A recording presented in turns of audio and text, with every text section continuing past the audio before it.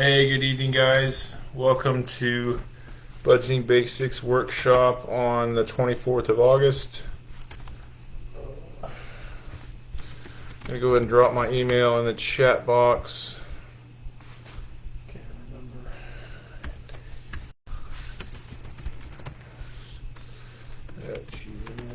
@gmail.com. Okay, drop that in there. Well, I've already messed up for the evening because apparently I was promoting this site over on the Practical Financial Solutions website for the event today. And if anybody's over there, I am on our regular site still. Still don't have the 60 days. And if anybody would like to continue to follow me and different things like that, definitely smash that follow button and follow me here on Facebook. Over on the Practical Financial Solutions, we're still needing 10 more followers so we can get that going in the near future once we meet the 60-day requirements. So I am Shane Philliver. I'm a certified financial coach, and I am bringing you Budgeting Basics Workshop again tonight. Just kind of the basics on how everything is done as far as getting you set up initially with a budget and how you can basically learn the basic principles as far as the budgeting and how you can learn how to win with your finances. There it is. Okay. So let's see. Let me show you. It is in the chat, but I'll go ahead and show you if we can see it again. There we go. The email. I'll throw that up a couple more times throughout. That way you guys have that. Get this plugged back in here. The outline for tonight is we'll go over income versus expenses, what those are, how to create a budget, how to get started with that, how to start setting your financial goals, how to learn how to stick to the budget, and question and answer session. Talk a little bit about financial coaching, and then I'll offer some words of encouragement there towards the end. So as far as like going into incomes versus expenses, so what is income, what is an expense? So income is any positive amount of income, is any positive amount that is coming into, for example, paychecks, child support, if you're receiving child support, that is, and then like commissions, bonuses, and such like that. So an expense, anything you're spending money on, so water bill, light bill, house payment, food, different things like that. So to get started with a budget, you need to sit down and make a list of all your income coming in for the past 30 days and sit down and make a list of all the expenses. So grab all your credit card receipts, or if you have credit cards, credit card receipts, bank statements, all those various things, the cash receipts, different things like that, so you can compile a list, somewhat accurate as to what you're spending on a monthly basis and what your income is on a monthly basis. So for example, take the last 30 days or the last month, which would be July. We're just about through with August at this point. So take those the last month, compile all those income, all your income on one sheet of paper. Make that list, compile it all on a sheet of paper, and make that list on the expenses. It also helps, like whenever you do start compiling those various components, especially on the expense worksheet, if you take and start compartmentalizing, I guess would be the word, but like putting like your gas together, all the different times you filled up on gas, the various components of like a maintenance budget. So if you paid for different things, so like for the car, different things like that, oil, the maintenance on the car, the tires, different things like that. So if you've expended in July those various components, kind of compiling them, and then food, different things like that. So kind of compiling all the various components that will make up your budget down the line. I mean, that will help you later on. That way you're not kind of having to like piece that out later. So if you do that, that was definitely a helpful tip I've learned so far in doing the workshops and stuff like that. So for you guys to kind of break those down and have that opportunity to be able to go further with that once you do start setting amounts and everything for your budget. Once you do have the compiled list of your income versus expenses, you need to subtract those two and see where you're at as far as, are you overspending monthly and have a deficit, or are you underspending and have a surplus of money at the end of the month? So, and you can figure that out once you get your 30 days figured out and then do that subtracting. And then once it comes to the actual budget, you want to start, the starting point for the budget is the four walls. So you start off with food, then you go to, so food's your first wall, utilities your second wall, your shelter is your third wall, and then your fourth wall is your transportation. So food, typically starting out with a budget, you want to start about $250 per person. So a four-person household would have about $1,000 allotted for the food budget. So then you move on to the utilities, so gas, water, trash, electric, those various components there. What are you spending on a monthly basis on those four components? So that's your second wall. Third wall is your shelter, as far as like home, apartment, where are you living? Those, what are you paying out a month there? So home, apartment, condo, those various things. Insurance for that. So is that included in the payment that you're paying out on a monthly basis? Is that like the insurance and the, what else do we pay? Taxes, the other thing. So is that included in your monthly payout as far as going for your mortgage, or is that something you have to set aside and pay at the end of the year? Different things like that. So you want to definitely include that. Another thing you kind of think about is like HOA dues and all the various different components there that are kind of extra and on the side that you don't typically have, but some of us might have. So, and then walking off into the transportation. So you got like the car payment, the gas going into the car if you have a gas operated car, the maintenance for that car, so the oil, the gas, changing all that stuff out, or oil, tires, changing all those various components out, and kind of like setting aside money allotted for that, down the line. And then don't forget insurance as well on that car, because you want to make sure that you're insured if something ever happens to you. So, not only for your protection, but for everybody else that's out there driving around you too. So, next up would be the goal setting.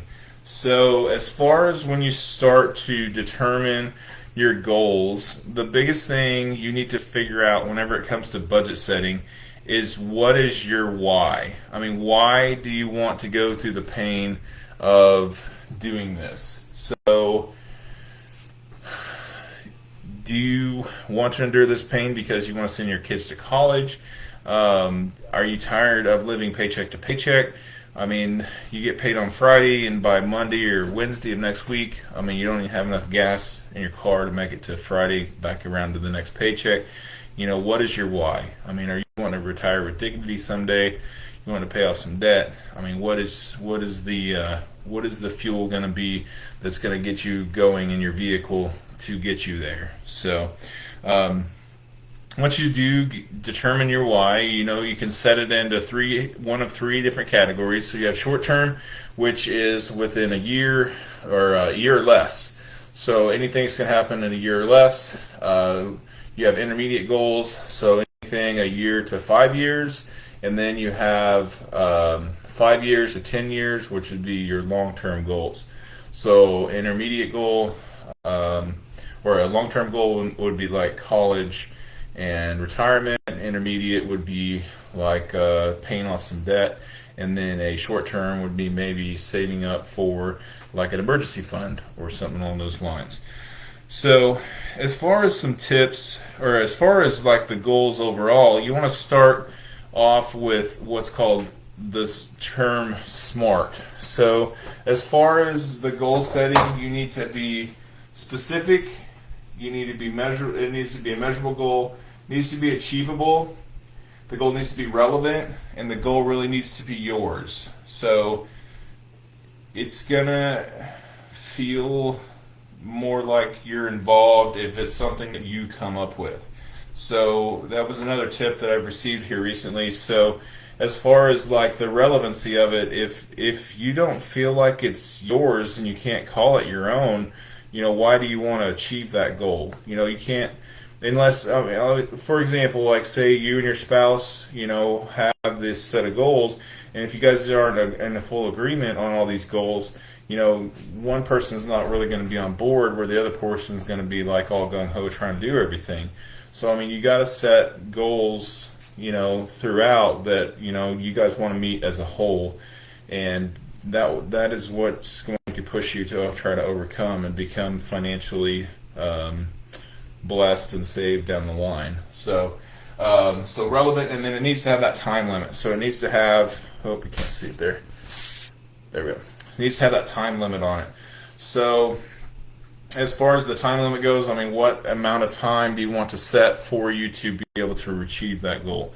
So for example, I want to save up $500 over the next 6 months for my emergency fund. So that has all of the SMART goals. So it's specific, it's measurable, it's relevant, it's achievable, or it's specific, it's measurable, achievable, relevant, and it has that time limit to it as well. So it meets up with all of the SMART goals. So the biggest thing about the challenge of a budget is sticking to it. I mean, anyone can take and set this down and say, this is what we're going to do.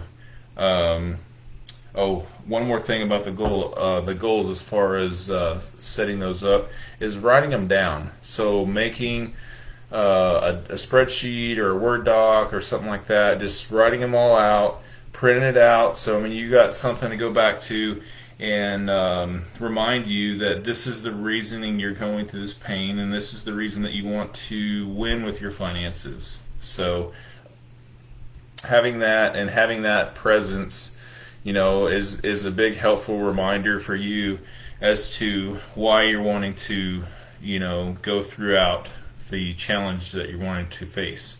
So I mean, it kind of gives you that kickstart and the old keister to say, this is why I'm doing it. This is why my challenge is what it is, and I've kind of made the mess, and let's clean it up and let's start winning with this. So, but as far as the tips to sticking to this, so some things that you can do is to like automate savings, automate payments. Another tip that I've learned very recently that we've been doing as well is we do the envelope system. So once you get your budget aligned and everything and got it figured out for that first month, there's going to be expenses that aren't going to be paid on a monthly basis.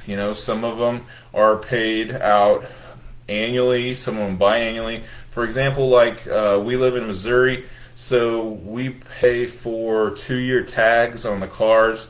So that's something that you need to set aside, so it's not one of those surprise expenses down the line, and it's like, hey, by the way, you owe us X amount of dollars, so, are you able to pay that?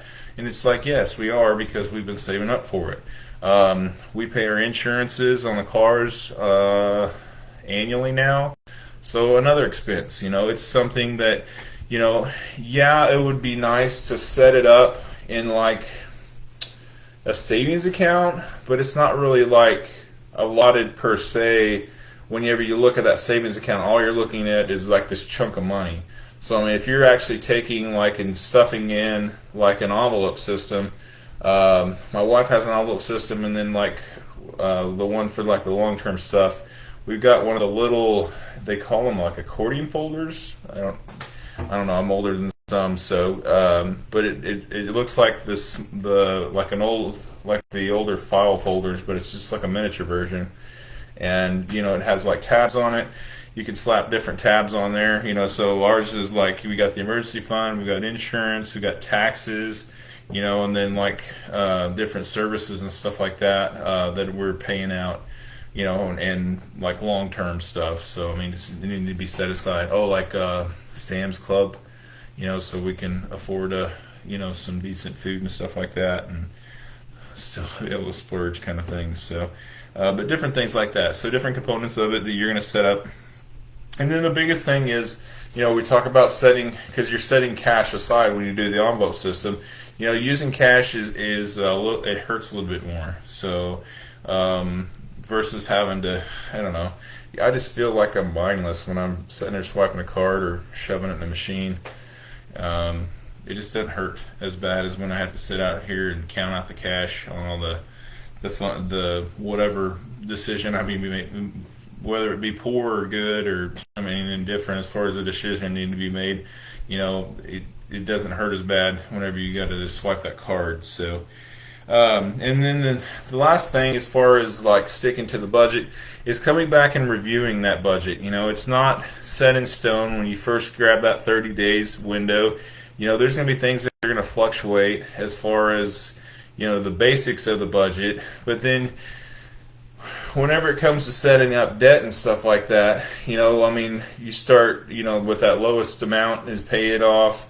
And then you get that extra payment and you add it to the next one that's the next biggest, the next littlest one, and you just keep paying that off. And that's like the snowball effect that they talk about.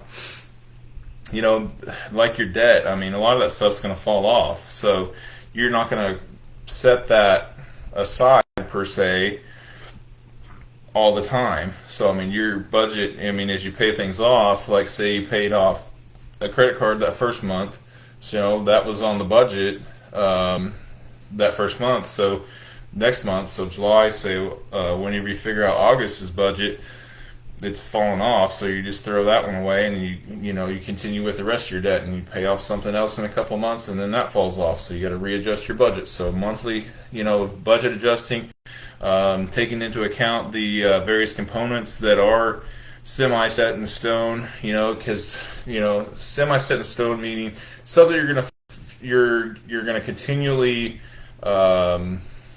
spend money on. So you're going to continually spend money on your four walls. You're always going to have the food, unless you guys are going on a non-food diet, you're always going to have food money to spend. You're always going to have utilities, unless you're living in a tent and you don't have anything. It's very simple. You're always going to have these things. So gas, if you have gas, electric, trash, water. So, water's a necessity, gas is a necessity. That's why it's a part of the four walls. So, all those components are part of the four walls. And then your next component is your house payment. You're going to have that payment. So these are things that are set in stone versus things that are going to fluctuate. So gas might fluctuate. So gas prices around here in Missouri, Southwest Missouri, we're at, I think the last I saw was like $2.99 to $3.06. So when we calculated our gas budget, we calculated at $3 a gallon. Then we figured it up, for the car, how much it's going to take. You can kind of Google all that stuff, kind of figure out how big your gas tank is and that kind of stuff. To kind of set that up initially for your particular vehicle, and then you'll know when you look back at July that, well, I'm filling up my car about X amount of times a month. So, so for like example, for my wife's car, she fills up about 1.5 times a week. So we took that 1.5 times a week, the gas price of $3 a gallon, how many gallons it is that we put into the car if it's completely empty. And then that's one tank, and then we need to figure out, a gallon and a half a week. So you got, 6 tanks of gas in a month. So you're kind of getting the hang of it here. So that's kind of how we calculate the gas budget. And then if we start noticing a surplus here, a surplus there, or a deficit, it's just like, or the gas prices are not $3 a gallon anymore like they are right now. They're fluctuating around $3.06. We need to readdress that, because that money is being overspent, and we're not taking that into account. So the various components there for sure. As far as that goes. So does anybody have any questions or anything tonight? I want to give you guys one more shot at the email, just in case you got any questions. You can message me, send me an email about like coaching or various components that we're talking about tonight. If you'd like to know a little bit more about the budgeting, different things. So no questions. So as far as like the financial coaching side of things, it's a per session thing, and it's one of those to where it gives you that visualization as to opening your eyes to the budgeting. It opens your eyes to like the whole goal setting, savings, planning for the future, the various components there as far as retirement and different things like that. We know we discussed that. And different options as far as that goes. So that's definitely an option you can look into, and I'd be more than willing to work with you. Some of the other components that there are is I have like at my disposal like some budgeting tracking worksheets, so something to kind of get you started. There's also like a SMART goal financial worksheet as well, kind of help you get started with setting your goals. It includes like 3 goals for like short term, intermediate, long term, and then you can add more components because it's a Word doc. You just add some more components to it if you need to, or some more pages. As far as that goes, let me get this down. And then lastly, as far as the budgeting tracking worksheets, let me know if you'd like to go forth with those, and I can send those to you. And then I also have like a SMART Goals worksheet as well, like I'd said. And then the app, the EveryDollar app. It has a free component, but there's also like a premium component where you can do different things like that, and that's something else that you can like use to get your budgeting set up as well. And the EveryDollar app, and then and I'll also talk about FPU class. It's called Financial Peace University. Both the app, the EveryDollar app, and the FPU class is actually offered by Ramsey Solutions, which is, if anybody knows who Dave Ramsey is, he's like a financial guy. He talks about various components and how to win with your finances and stuff like that, and he's came up with a class. The FPU class is like a 9-week course. It would be like a hybrid thing, so you guys would do stuff on your own, and then I would be like the teacher, and then we'd get together once a week for 9 weeks, and we would talk about the various components, watch some videos and stuff like that, and learn all about financing, the budgeting, you know, the various components that he talks about as far as like his baby steps. So like baby step 1 would be $1,000 Mercy Fund. Unless there's like special circumstances, that would be like $500. Getting your debt paid off on step 2. Step 3 on baby steps, 3 to 6 months expenses. Step 4 would be investing 15% into retirement. Step 5, saving for that kid's college. Step 6, getting the house paid for. And step 7 is building wealth and giving. There we go. You can see it there at the end.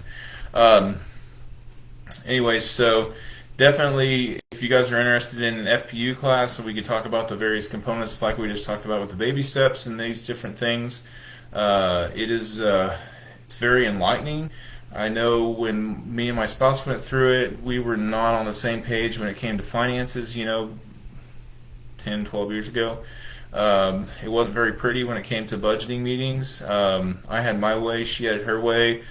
We'd clash, everything just, fireworks, and everything would pursue afterwards. So FPU definitely got us on the same page, and that, we were able to win at finances, so we're still in the process of budgeting on a daily basis, not per se, but on a monthly basis. We kind of reevaluate different things.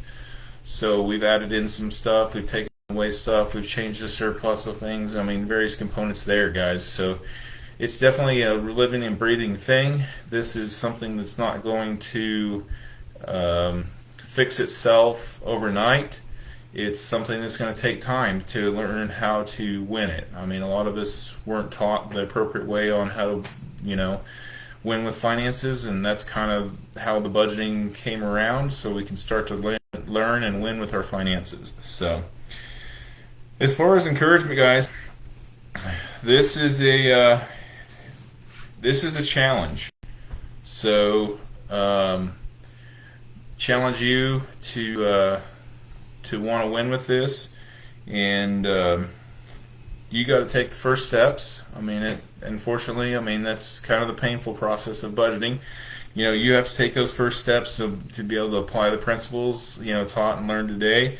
and I can give you just the support and the tools and the various components there, but you really have to fight your battle, and I can definitely cheer you on from the sidelines if you so choose. So, and just remember, it's not the failure unless you quit. Continue trying to succeed, and you will. So, you guys, I appreciate you getting with me tonight. And if anybody is interested, like I said, in the FPU class or any other documents and different things, like the PDF fillable docs or the Word docs, the kind of help you, or working with me as a financial coach. I got a financial snapshot sheet we can get to working, and helping you start to win on finances and everything, guys. So definitely here for the long haul to be able to help you guys out and face the challenges you got to face on a daily basis with trying to win with finances. So it's a jungle out there, and thank you guys for being with me, and look forward to seeing you all next Saturday. It will be here still on my wife and I's Facebook site. And like I said, if anybody hasn't started following us yet over on the Practical Financial Solutions website, if you would start following us, we appreciate it, so we can start hosting over on that site in the near future. And we look forward. We're changing up the time. I think last time I talked about it, FPU, I was thinking like 9 o'clock. It sounds like it would be more beneficial for folks if we can meet at like an 8 to 9 thing, and then you guys can work throughout the week on the various components as far as that goes. And then next week we'll be doing the budgeting basics workshop at 8, and it's like 8 to 8:30 or less, somewhere in there. So between 8 and 9. So we'll change it up, and we'll send you all an invite. And if you guys are interested in going, definitely. And look for some upcoming changes in the budgeting workshop